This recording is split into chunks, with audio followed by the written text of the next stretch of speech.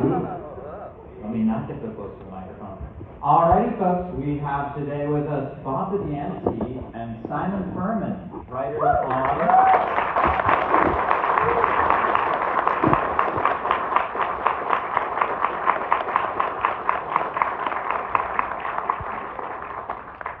I guess I don't need to tell you what these guys did. You seem to know. Say it anyway. Writers on the Marvel G1 comics. I think Bob had something prepared for us today. Yes, and Bob's got obviously the lion's share of stuff to talk about those early days here, but because Bob is known to waffle on a bit at these things, we have set a little time limit for Bob. So we've got 7 minutes each. Yeah, so I am going to start timing Bob and give him a 2-minute warning. And we are going to then swap over to the other side of the Atlantic and talk about the early days of Marvel UK, and Bob can do the same thing exactly to me and stop me waffling on. I'll add 5 hours and 5 hours time to Anyway, go ahead. Bob, it's 40 years of Transformers. Now, I want to know how that makes you feel. Proud to be here. 4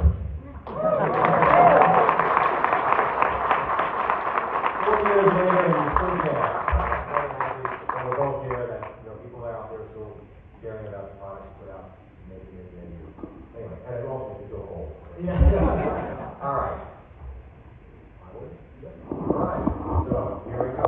So I'm going to give you a little presentation of how I got involved with Transformers. Hopefully none of you were here 5 years ago, because I'm just saying here we go. So Transformers. Alright, so Transformers began at Marvel Comics with this, a treatment. So what happened was Hasbro had already decided to launch this new product called Transformers, as probably almost all of you are aware, or all of you are aware. They worked with a couple of Japanese toy companies that licensed products that already existed, and they rebranded them as Transformers. They came to Marvel and asked Marvel to do what Marvel had done a couple of years earlier for G.I. Joe, which was to develop a storyline and character. So this treatment was written by the editor-in-chief at Marvel at that time, Jim Shooter. And you can see that page 1, and it says in the top corner 2, and it goes on, and it goes on, and it goes on. And now you can see that certain things are crossed out. So at this point, I was already involved, and Jim was saying to me, "Oh, we're changing the name of the spaceship from Anti to the Ark. We're changing the name of the volcano they crashed into from Mount St. Helens, which is the real volcano, which they just erupted around that time in real life, to Mount St. Helens, and so on." So you see, those are my scribbles crossing things out. That's Jim Shooter. Good choice.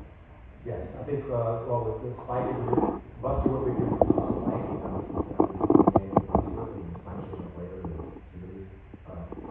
and there's more of the, and then you get to hear Buster, you see Spike is crossed out, down to Buster. The Whitwicky family was a family that lived close to where the Cheetah grew up in Pittsburgh, Pennsylvania. Anyway, so now we get into the characters. So the treatment was sent to Hasbro and approved. I'm not really involved at this point.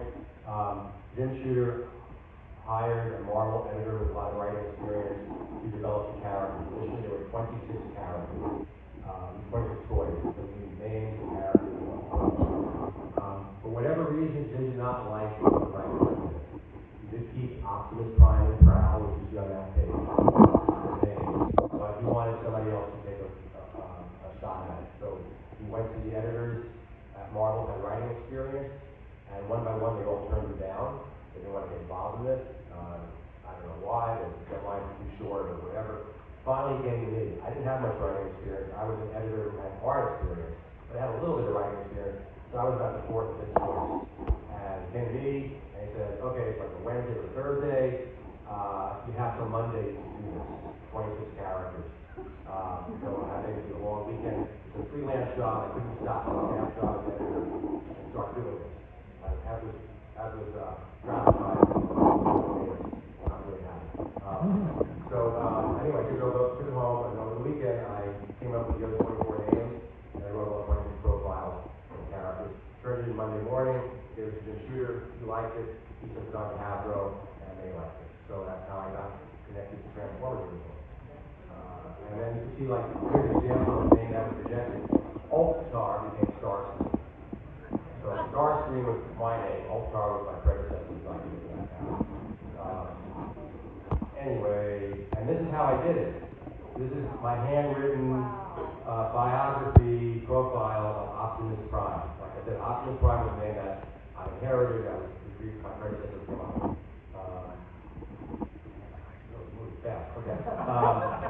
so then Megatron, I jumped to Megatron. Megatron was initially rejected by Hasbro. They thought it sounded too scary. I know it's their toy, they can do what they want. But that one I said, I really like that name. I think it's a winner. Let me see if I can convince them otherwise. So I spoke to my contact at Hasbro. I said, why did you reject it? I know you know, you're right. He said, well, we thought it sounded too scary. And I said, the head bad guy, it sounds scary. They hadn't thought about it. So they kept the name. So I changed Megatron to Starscream, Ratchet. I also gave them alternate names. All these names had to pass legal approval and other approval. So some names got rejected because it was trademark. I came up with alternate names. I tried to make the alternate names really inferior to what I wanted. So go with the one I wanted to go with. So Cool Hand Lou and Reesinger were Ratchet. And then this one, Stalker, was the original name for the character, and eventually got rejected. I think there was a trademark problem, so that became Ravage, which actually is a much better name. And Fireball became Jet Fighter. Your 2-minute warning. Oh, okay. Bumblebee. Then I made abbreviated versions for the back of the toy packaging. Came up with all the power ratings. You saw the back of the that's my original handwritten power ratings for the first 26 characters.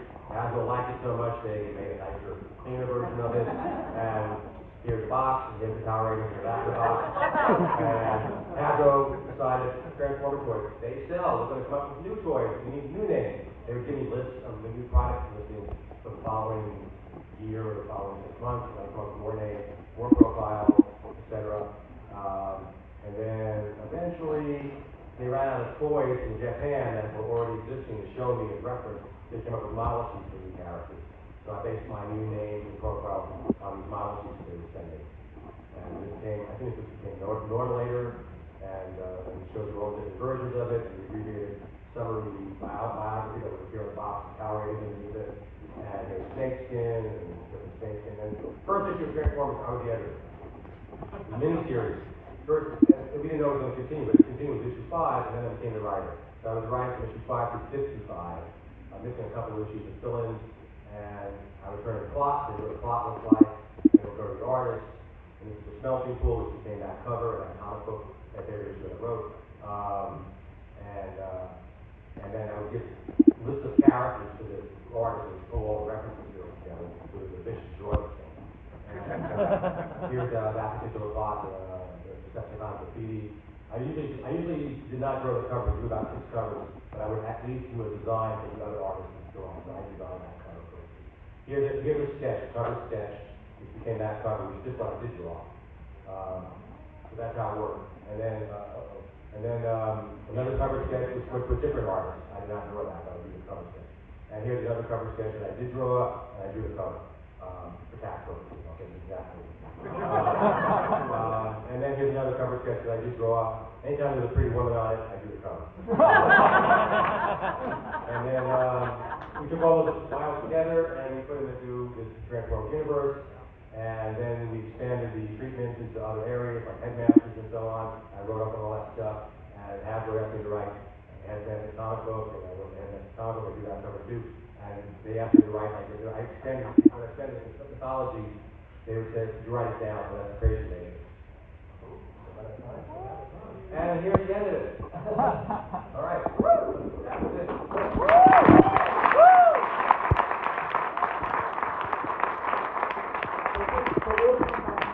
Yeah, you can ask me questions and all that after you talk about this 7 minutes. And meanwhile, in the UK, in 1984, I was just a jobbing scriptwriter for IPC Magazine, which was a big publishing company over there. I cut my teeth on a little comic called Scream, which was kind of horror creepy stories for kids. And then I got a lucky break. My editor on Scream moved to Marvel UK, and he introduced me to the editor of a new comic called Transformers.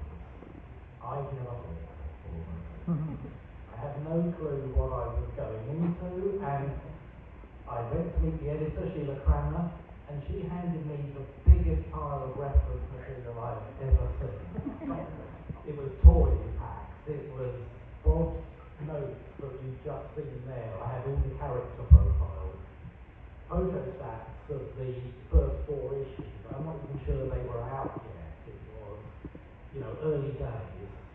And I, had to just go away and come up with some stories, which sounds simple, except that the reason why we were creating stories in the UK was that our publication schedule for the comic was weekly. It started off fortnightly and pretty soon became weekly. So there was only so much American material available, to reprint. And we were looking already at issues where we just didn't have any material to publish. So there was one creative team already working on a story, which became Man of Iron, which you will know because it got published over here. And then I was told, here's your big stack of reference, but the American series, you can't interfere with that. We're going to return to that series at the end of your stories, and you've got to put all the toys back where you left them. You can't kill off anybody, you can't do anything drastic. You have to put everything back in its place so that we feed organically back into what would have been issue 5 of the US series. And this was really awkward, of course, because half the Transformers are left deactivated at the end of issue 4. So we had to tell we took our stories and either we set them slightly before the end of issue 4, or we just picked characters who were still wandering around. But these limitations were, as they say, sometimes the mother of invention, and we just had to get very clever with telling stories that even use characters that Bob wasn't using as much once issue 5 started rolling. So we looked very carefully for any characters like the Dinobots who were moved out of the main storyline, and we would just follow their story for a while. And again, we wouldn't do anything too drastic to them because we knew that in a big loop, a later story of Bob might bring them back in. So all our stories really came out of little cracks in the story that Bob had kindly left us. But Unintentional. I'm not sure you even knew there was a Marvel UK producer. I didn't even know there was an England. I'm from America, we just don't know anything beyond our borders. That's who we are. So, maybe Jim, Shooter, Lucas, at some point Jim came over to visit us and critique our stories. Let's put it politely that way. But, we got a lucky break around our issue 69, and it was that Transformers the Animated Movie was going to be released. We had heard, on good authority, that Bob and the creative team weren't going to be using those characters outside of an adaptation of the movie. So we leapt all over this chance to have our own cast of characters. And we came up with a time travel story called Target 2006. Target 2006 because we had a very early draft of the movie script that says in big letters at the beginning, it is the year 2006. When we, of course, when we see the film in the cinema, it is the year 2005. And we told it anyway.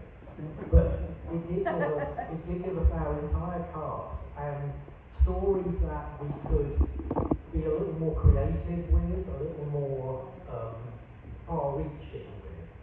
And that was where our storyline really kicked in. I mean, we lot of dovetailing with the American story as things went on. Give me the morning.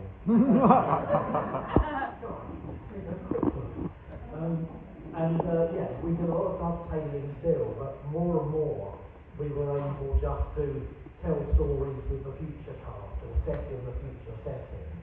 And that's really how we ran almost to the end of the original material with Time Wars, where we just had a massive, I think you remember my reputation for killing off characters, because we just wiped out characters wholesale in that story. But yeah, this is the story of how Transformers came, and somewhere in the middle of that, and we'll get on to this story no doubt, I met Bob. I got given a trip to Marvel US in lieu of a pay rise. Yeah. My first trip was, we can't afford to give you a pay rise, but we can send you on a business trip to America. I was more than happy with that. I thought it was worth its weight in pay rises, because I actually got to be in the hallowed halls of Marvel US, which I was very excited about, and I got to meet Bob, and everything from that point onwards was just a little easier, a little smoother, because they kind of liked each other, I think it's fair to say. Are we done? Oh, I could waffle on a bit more there. And then, what the next bit, I think Bob and I can tell you about in tandem a bit more, is the next time I met Bob was in February '89.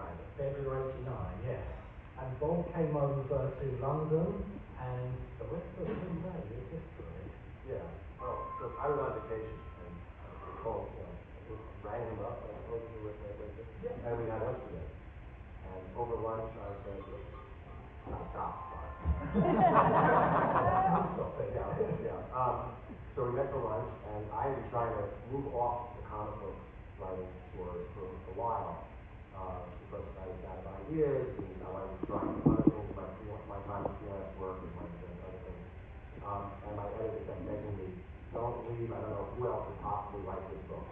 So anyway, I went over to England on vacation, eventually went to London, and we went to lunch, and I said, Simon, would you like to write the book? And I'm kind of burned out on it, and he said, Well, I said, yes, please.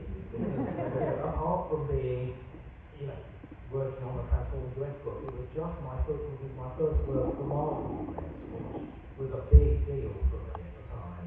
But Bob did couch this in terms of the book's the sales are dropping, and you've probably got 4 issues left.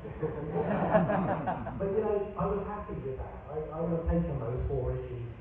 And only then did I say to Bob, you're not the editor on this book. Are you at liberty to offer me the writing job? I have no authority to offer that. I came back to the Marvel office, and I went through my editor, Don Bailey, and said, hey, I found Simon Furman to replace me. And he had Simon and Don had met when Simon came to the office. So Don was acceptable, we find that acceptable, so that's how we transitioned from my era of writing to Simon. And the rest of Simon's history, but they're not impossible. Well, and that was, Bob, as I always say, Bob provided such a sort of amazing amount of groundwork, but my only idea with the series was, well, look, if we've only got 4 issues left, if it is a book that may get cancelled at any time, I'm going to go hell for leather and just bring in all those elements from the British comics that we introduced. We had Unicron and Galvatron and time travel and everything else. And I thought, why not? I'll have alternate universes. I'll try everything I can to keep this book going. And that again is that thing about necessity is the mother of invention. And I just thought, well, I'll throw everything in, and we'll see if we can keep this going. And we got another 25 issues, I think. Taking it up to issue 80. And Marvel in those days, I'm right in saying they used to cancel books under 100,000. Or even over 100,000. Yeah. Which by today's standards is, a best-selling book. Right. But in those days, 100,000 was pretty much the death knell, and then it came to it all of a sudden. We got thankfully to the end of the Unicron saga, and we were given very short notice to wrap things up. I think I was writing issue 78 when we got the news that 80 was our last issue. So suddenly a lot of the long-term plans I had, or longer-term plans, had to be curtailed and rethought. I mean, Optimus Prime, we don't just kill him off, or Optimus. And, you know, he had to come back more or less straight away, and that was going to be a much bigger search. We were going to have the idea for, you know, the last Autobot was going to be a much longer quest and storyline, which again, resolved in an issue. But we did want to bring it to some kind of decent enough conclusion. And then in that slightly infamous letters page that I got to just talk about the comic, I signed off with It Never Ends. For me personally, it never ends. And boy was I right. Yeah. Yeah. So, Yeah. this question, so, you're taking over now. You're in control. All right. Microphone's spinning. Don't touch the microphone. So now we're opening up for questions. Go ahead and line up through the center here. Please keep it to one question per turn. If you have another question, pop back to the end of the queue again.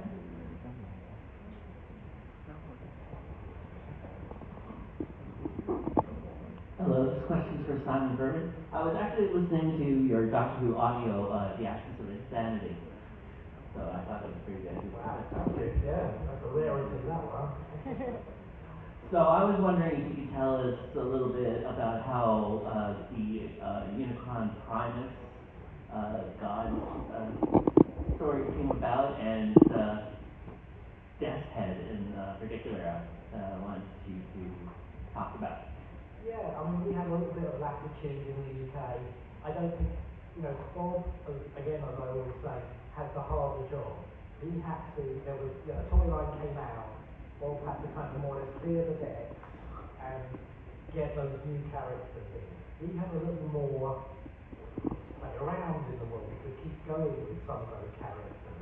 But yeah, it also gave us the chance to, I mean, well, Unicron obviously, it blew us away when I saw the animated movie.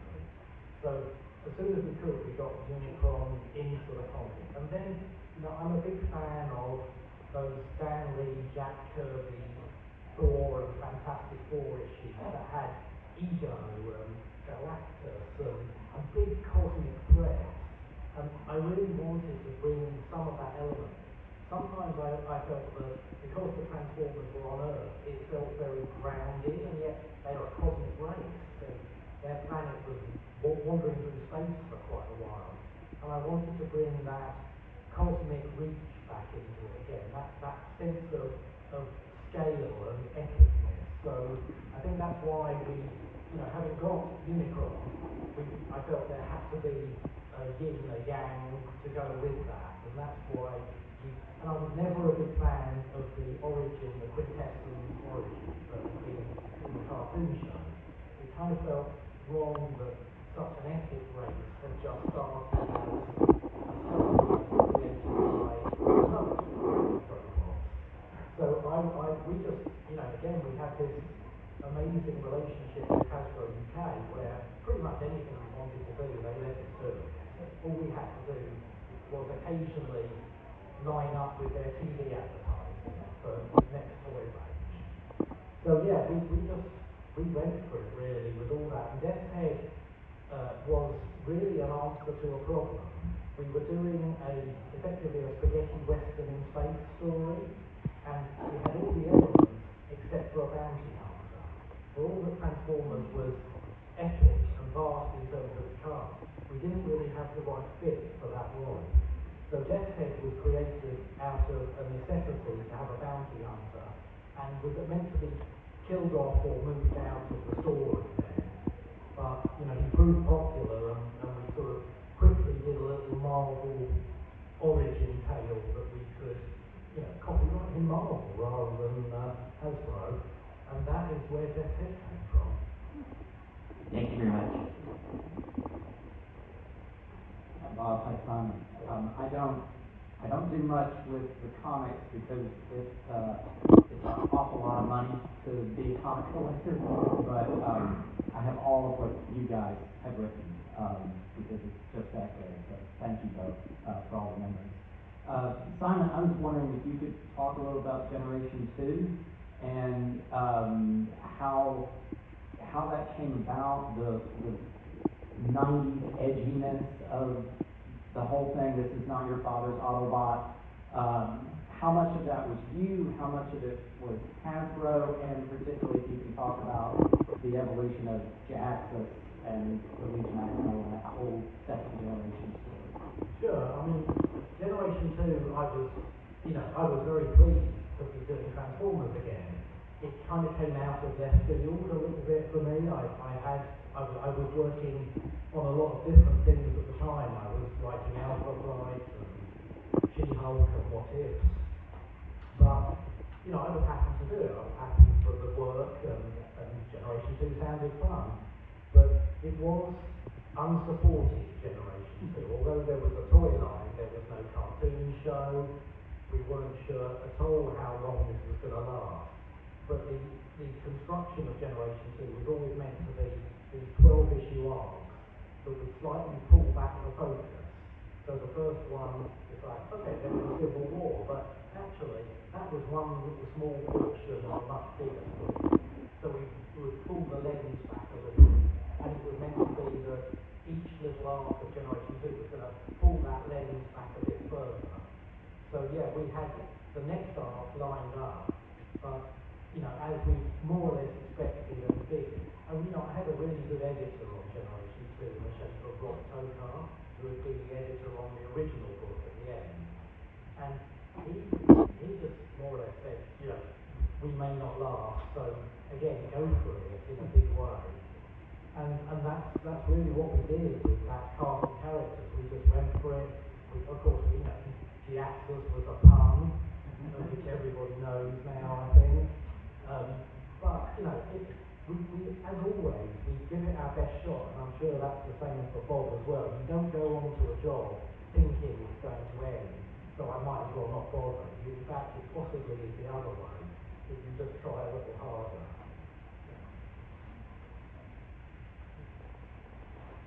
Hi, just wanted to thank you guys for all the work you've done on the comics. My question was for Simon. So, towards the end of IDW's tenure with the Transformers license, there was a project called Collision Course that we learned about for one of the rarity books. And I was just wondering, would you be willing to share any details on what sort of shape that was going to take and what it was sort of going to be about, or? I can tell you, I don't think it's a great secret or anything, and the license is not with IDW anymore, but I think they just wanted to do something big and epic at the end, and also that involved all the creators that have worked on the series, from Infiltration onwards. So John Barber was driving it mostly, he was doing the main story arc, and right back at the very beginning of IDW, I picked something to Chris Ryle before we settled on Infiltration, which was kind of, in essence, Crisis on Infinite Cybertron. So, it would have been, multiple realities aligning into one. And that was kind of the working gist of Collision Course as well. And it meant that all these different creators could kind of, okay, you're the perfect person for that reality, you're the perfect person for that character. So, yeah, I was given a little Starscream story that came from the Regeneration 1 universe. So we all had our little playing pitch, and we would have got our 10 pages in Collision Course, but sadly it never happened. Thank you.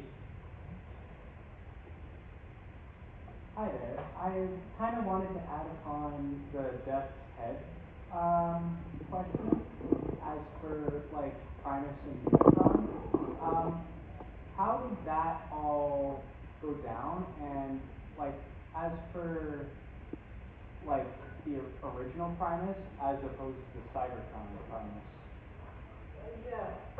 Primus was, it really was just felt with Primus that, you know, I wanted it to be much bigger, the origin to be much bigger, and Primus came out of that need, you know, to almost have something as mythic and epic as Unicron was.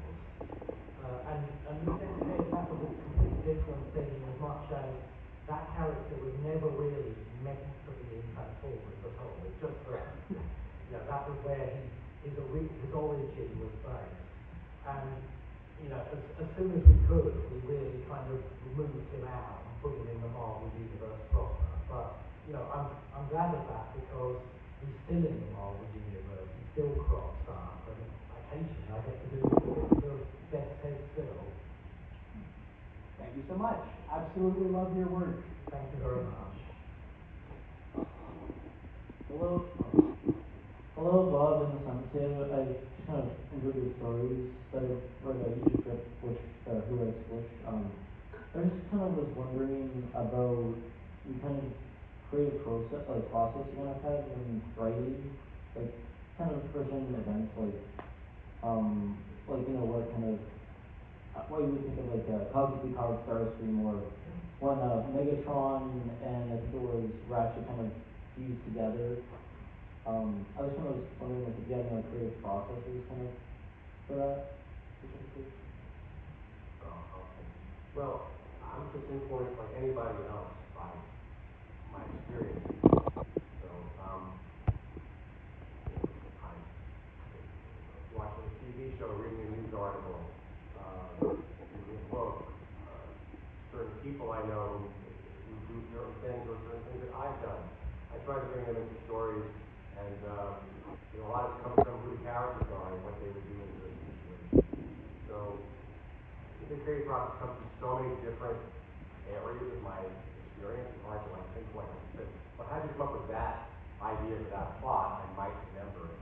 But it's such a general question. It's hard for me to pinpoint anything. But basically, it's based on one's personal experiences and how you can elevate that into, like in this case, you know, sci-fi fantasy story. You know, how you take something that's very mundane, perhaps, based on your everyday experience, and say, I can make that into this. Like, I'll give you an example. Ending of a movie that I saw when I was a kid in 1930. I wasn't a kid in 1930. A movie called Dog Days. Okay, based on a Rudyard Kipling book. So I took the climactic moments of that movie and I adapted it to a story I wrote called Smell Machine. And I took the same beat, the same plot beat from that climactic moment and used it in that climactic scene in that particular story. If I didn't tell you, you probably would never know. And I'm the same as well. I mean, we're the sum of our influences, and movies that have, you know, inspired me creep into my work. I know that, and you know that issue when Megatron and Ratchet are crushed together. There's a little bit at the end where the creature moves the gun onto itself and wants to be shot, and that is from David Cronenberg's The Fly. It completely is a lifted scene from that, and I make no apologies about it. You know, I would just call it homage and everything. Right. That's what we feel.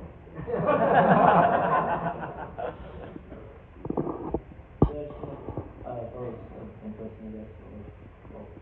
Let everyone else do questions. Okay, thank you. Please ask.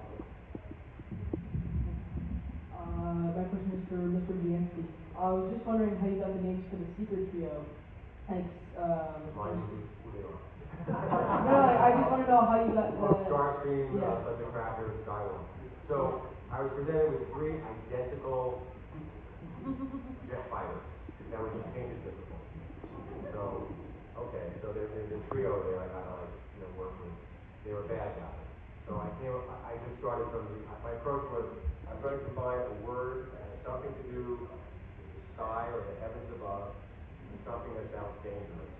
And if you put the word together, you get star, scream, stars up above, sky, more up sky, and the idea of marking something, and thunder, cracker. So thunder, storm, and sky. Cracker sounds like something that hurts, like crackers really cool. I never noticed that. Thank you. There you go. We all have a theme. Were there any sales fruits that were ready to be used but just got cut at the last second? Right at the last second. Ooh, I don't know. I don't know about that. So the way it worked was, at least for me, Hasbro would come up with another set of toys. And then as writer, I was expected to include those characters, even if it's only for a panel or two in a comic book. I was expected to introduce them into the comic book so that it was supporting the sale of the toys. You, as the reader, I was doing it so seamlessly you didn't even notice I was doing it. I was really just shilling for Hasbro. So on behalf of Hasbro, I thank you.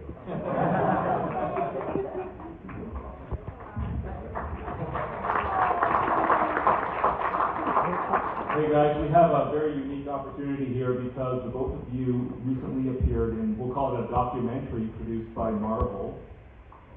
And I have a question about that. What can you tell us about Brute Force? And more importantly, when is the movie coming out? Well, I guess I'll start. All right, so Brute Force was an idea that somebody had brought to Marvel, and the editor-in-chief at the time, Tom McAlpin, brought it to me. I was special projects editor. So special projects editor, I was given all the non-mainstream, non-monthly Marvel comic books to oversee the editing. So Brute Force was this idea of taking, kind of like a Transformers-like idea, of taking living animals that live on our world and both mechanizing them and giving them human intelligence. Easily done. And so that was the premise of it. And then what bothered me about the premise, and it still bothers me, is that there were good guy animals and bad guy animals. There's no such thing in the real animal kingdom. Animals just do what they got to do to survive. Some are more dangerous than others, some are predators, some are prey. But we, meaning Marvel in general, decide, well, you're a shark, you're evil, you're a dolphin, you're good. Things like that. It's kind of a silly idea in a lot of ways. So anyway, we needed to develop that into a portion miniseries, and I hired Simon to be the writer. And, I happened to do it, and it was one of those ones where I thought, this is something I'm going to do once it has all done its 4-issue series, and a toy line never really happened. No, it's supposed to be official storyline. Yeah. And, I just thought, well, that's something fine. I've done it, it's there in my resume, but it will never ever be in collected edition form. And, of course, I never say never. And it surfaced on Marvel 616, the little documentary program that you mentioned. And I just thought, wow, this is a thing that won't die. And then they brought it out in the trade with power pachyderms, I think. Yeah, there you go. But, I enjoy this. It's a kind of kooky concept, but anything that's got a kangaroo in called hip hop. I think it's got potential. Thanks, guys. So my question is for Mr. Furman. So you wrote the last episode of Beast Wars, and then this is part 2. And I remember hearing that the original plan was they were going to bring back the Conehead Seekers, Ranjectors, and Trust to appear in the finale, but they cut everything, budget and time, and all the usual spiel. What was the role meant for those Conehead Seekers? Like, what were they specifically meant to do on the Nemesis? Was there dialogue ever written for that, or did you guys already have to scale that back before you really did anything with the Coneheads in the scripting process? Okay, well, actually, that's not quite the way it happened. I met Bob Forward and Larry DiTilio, the script editors of Beast Wars, at BotCon in... It would have been 97 or 98. Yeah, it would have been Rochester 97. And then, at that convention, Bob said to me it would be very cool, and they borrowed ideas like the Vok has been based on the Swarm from Generation 2. So they were quite keen for me to come in and do a Generation 1 themed episode of Beast Wars. I pitched several ideas to them, one of which was the sequel, the Coneheads, left aboard the Nemesis. Another one eventually got turned into a short novella story in a collection called Transformers Legends, I think it is. But all these ideas Bob was really keen on, and Larry, and they got to the point where suddenly I'm writing the last episode, so all those ideas got shelved in terms of the Nemesis element. Everyone liked and thought it was suited the ending, but the rest of it just all had to go. So no, nothing was ever written. Oh, okay, I understand. Thank you. Hello. Question for Bob. So, you were on the comic until '89, as you said, and you were also writing profiles for the new toys. There was a whole another year of the toy line in 1990, second series of Micromasters, bunch of new Action Masters characters. Were those guys you too, or were they somebody else? I'm not sure exactly. I know I had an inventory of profiles that were used in subsequent comics after I left, but I frankly don't know when my profiles ran out. I mean, they might have used them all up, and that might have been it, or they might have had, Hasbro might have had other people write more profiles. But by that time, the toy line itself was dwindling. I think Hasbro was cutting back on bringing out new toys, so it's very possible that I was there till the end. I really don't know what happened after I stopped writing the profile. I mean, I could look at a profile and usually figure out if it's my writing or somebody else's writing, or if it's a character I named. I named about 250 characters over the course of about 5 years. So. Somebody showing some 1990 profiles. Simon, thank you for being here, and thank you, Bob. Simon, could you just tell us briefly about what To the Death is? Yeah, To the Death is one of my self-publishing ventures. It's just basically, it was born out of two things. Wanting to self-publish something, so we owned it. And myself and Jeff Senior just really wanted to work together. We couldn't do Dragon's Claws, which was owned by Marvel, so we took that vibe of Dragon's Claws and turned it into something completely new. I mean, there's no connection to Dragon's Claws, but we took that sort of energy, if you like, and that large-scale idea of Dragon's Claws and turned it into a thing called To the Death.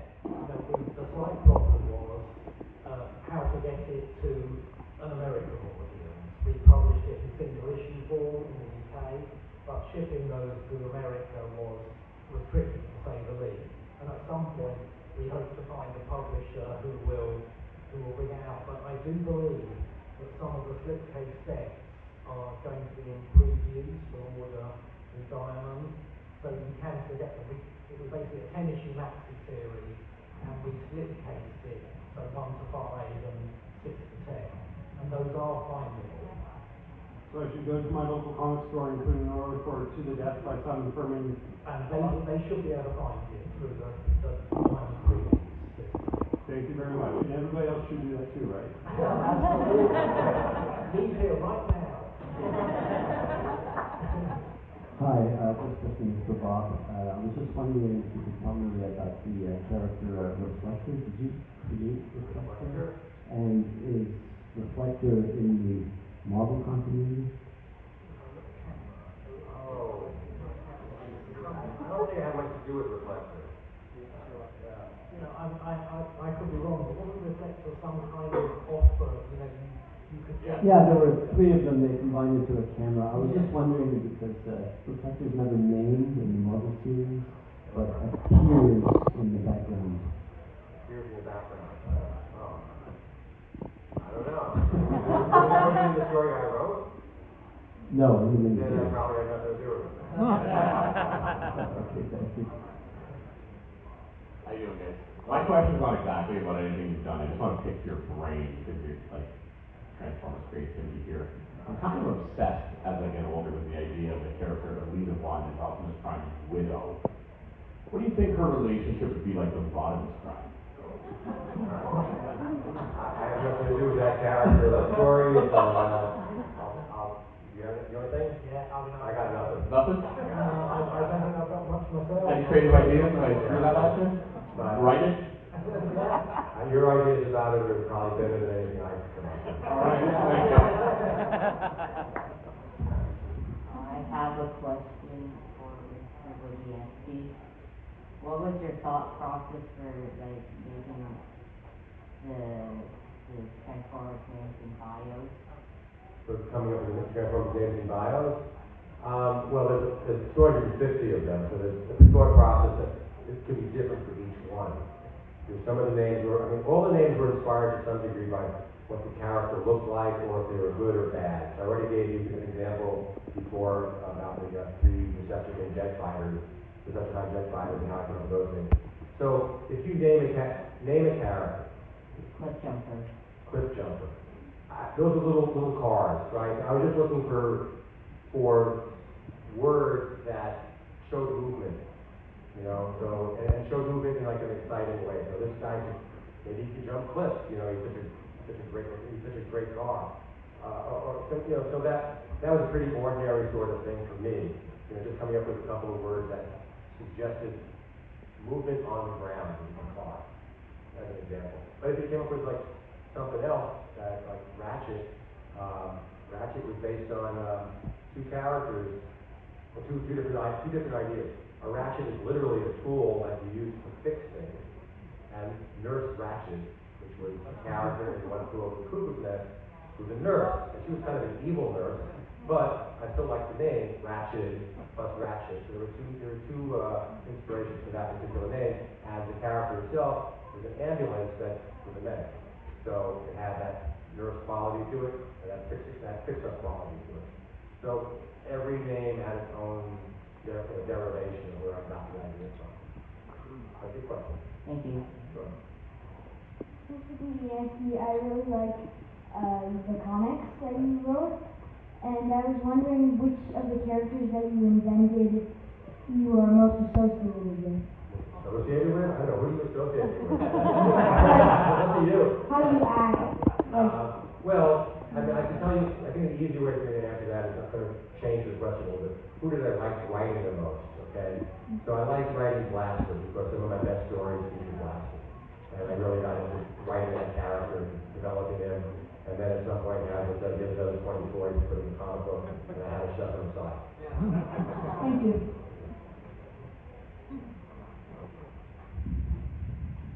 Hi, I wanted to ask Mr. Furman, back during the IDW days, you said that you had big plans for the Matrix that wasn't with Optimus Prime. Do you remember what those plans were, by any chance?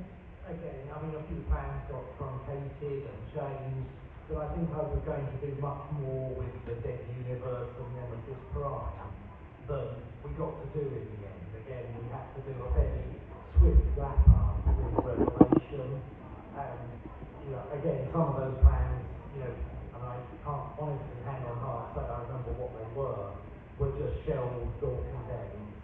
Okay, thank you.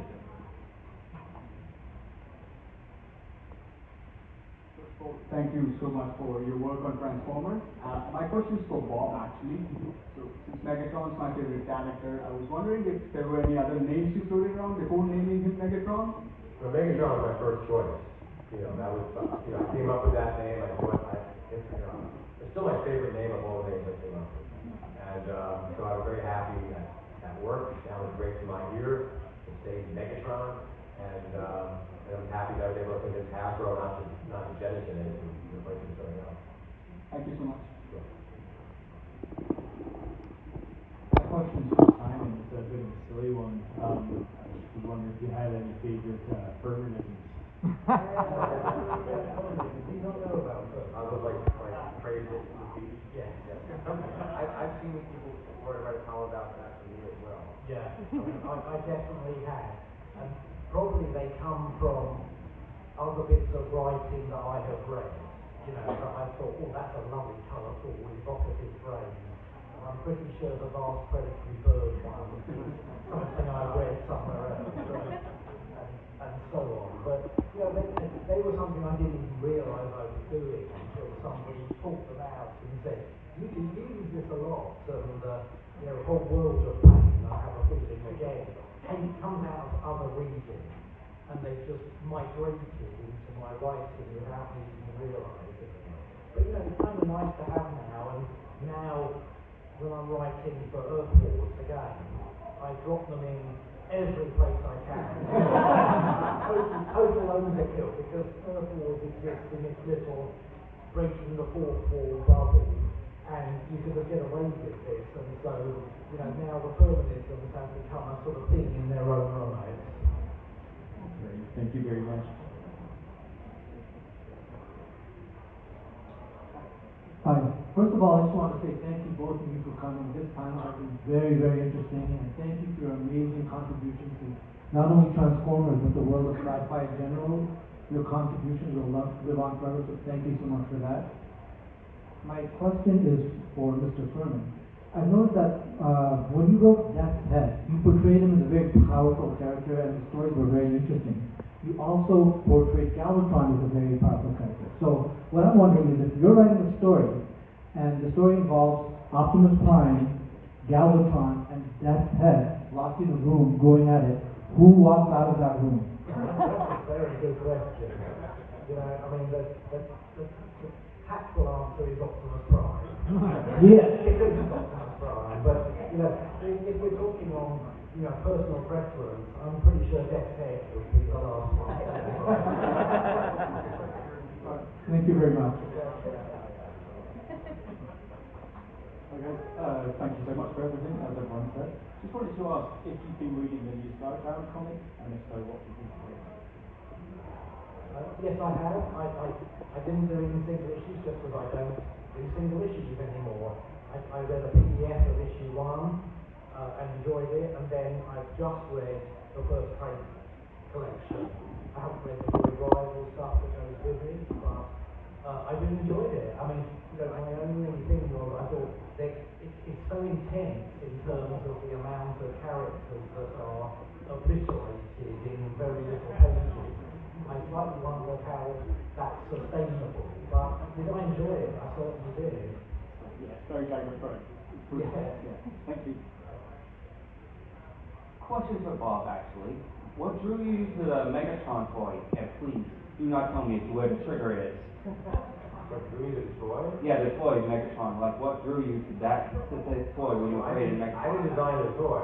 Oh. The toy was already in existence. It was made in Japan, and I was shown an example of the toy. Hasbro sent me, like, here's what Megatron looks like. And based on that, I wrote up his character and so on. And I had nothing to do with any toy design. I just came up with profiles of the characters and names of the characters. Okay, thank you.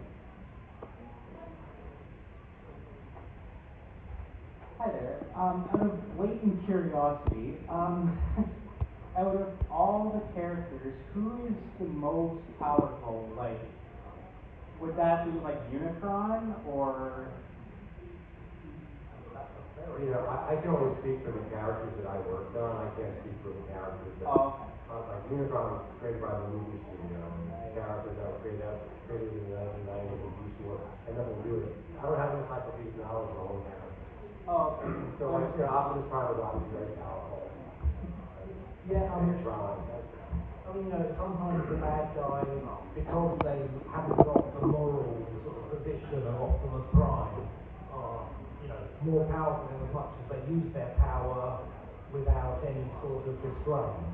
So, you know, a Galvatron, I always played as slightly mad, and, you know, that's another way that, you know, it's very powerful. If it was a straight type, you know, Optimus Prime, but that sort of unfettered power is always very dangerous. Thank you so much.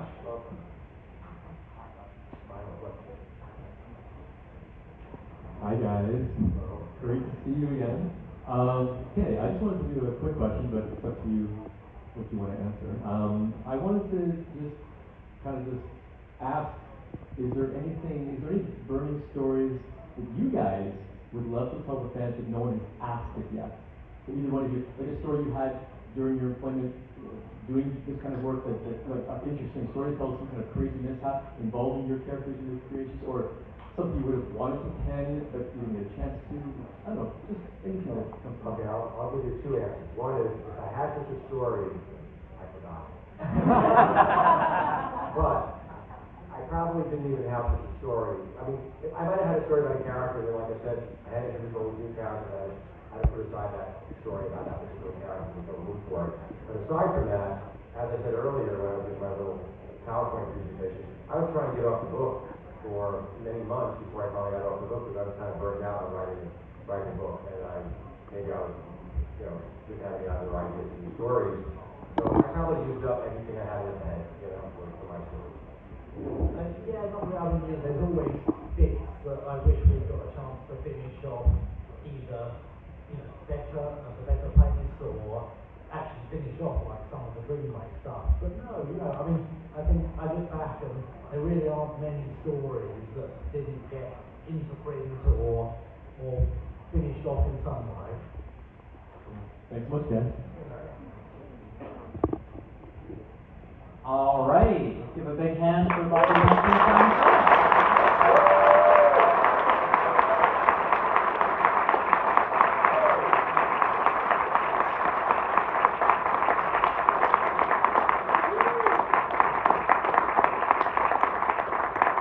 I just want to say thank you all for coming. I hope you enjoyed us being here. Yeah, and come to our tables and say hi and ask us other questions. That's right.